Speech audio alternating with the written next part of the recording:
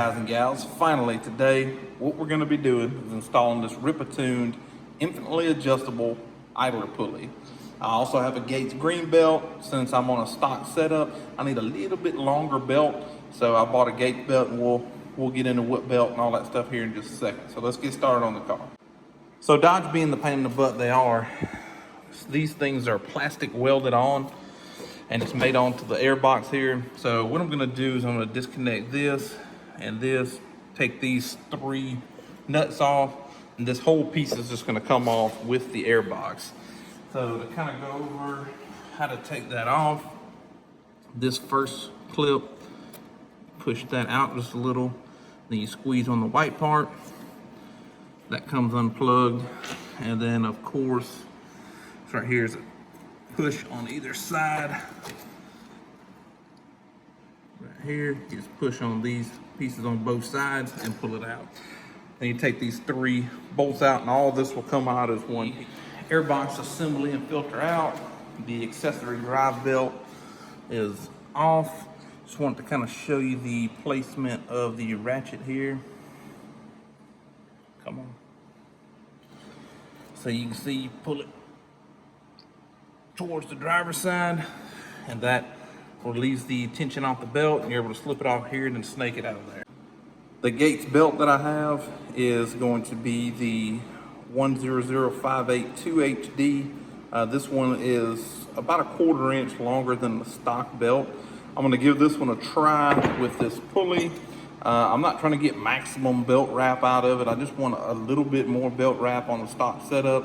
That's why I got the infinitely adjustable. So hopefully this belt size will work out with this pulley. So to install the Ripatuned unit, you're going to take out this bolt here and this bolt here, and we're going to replace it with hardware that comes with the pulley itself. So here it is installed. The larger 14mm will go right here in the top bolt, and then the smaller 12 goes down here at the bottom. I put a little blue Loctite on both of these. I could not find torque spec on either one of those, so I just tightened them in my thinking of how tight they should be from years of working on cars. They're not going to be overly tight. Remember, you're screwing these into aluminum, so do not over tighten them. You got blue Loctite on them. They just need to be, a little bit past snug, and that's it. Okay, it doesn't leave me a whole lot on my tensioner here, but I do have a little bit. So that is as far out as it would let me adjust. I did gain up some good belt wrap. The belt would have been coming off the pulley way up here instead of down here. So I got, I don't know, about a 1/4 inch more belt wrap, I believe, at least. Yeah. I think if the belt was straight across this line, it'd be coming off the pulley about right here. So down to there, that's about how much belt wrap I gained. So again, tighten this up, a little bit of blue Loctite on the threads. I don't want these things to go anywhere, but I don't want to over tighten them also. These are good free spinning pulleys. If you hadn't, these are pulleys made by TBA. Those are the ones that Ripatuned use. So if you want to watch my video on that, I got this tensioner pulley, that idler pulley, the other idler pulley that's down there. All of them are TBA machine. All of them are about 2 pounds almost lighter than the factory pulley, and they're much more free spinning than the factory pulley. Have 18,000 RPM bearings. They're perfect. So if you're interested in that video, I'll put like a little tag or something in the upper right hand corner, and also link them in the description of this video. So I'm gonna go ahead and try to put this accessory drive belt on. All right, so to get a shot of this, you can kind of see the belt layout here of the accessory belt. Goes down under the air conditioner, around the crank, then wraps around the crank, comes back, hits this tensioner, comes out of the tensioner, and goes, let's see here.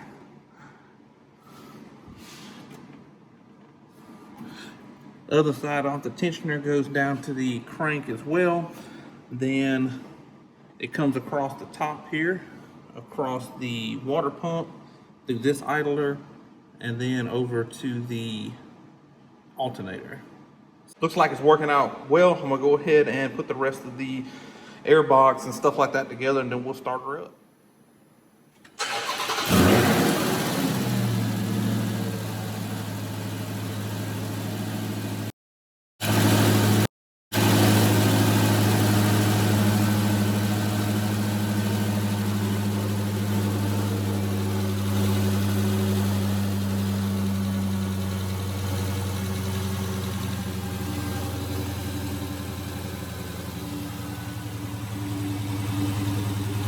Looking good.